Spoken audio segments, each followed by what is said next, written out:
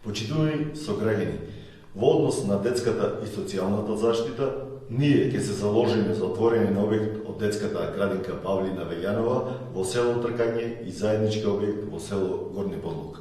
Со изградбата на нови простории до основното училиште во село Тркање, ќе отвориме објект на детската градинка Павлина Вејанова за згрижување на децата од Тркање. Местоположбата на Горни Подлук, Долни Подлук и Мојонци е добра основа за отворење на заеднички објект на детската градинка Павлина Вејанова за згрижување на децата од овие три села. Обезбедување на посебни фондови за поддршка на ранливите категории на граѓаните е исто така еден од нашите приоритети, а во исто време ќе се погрижиме за отворење и функционирање на ДВ центар за деца со аутизам.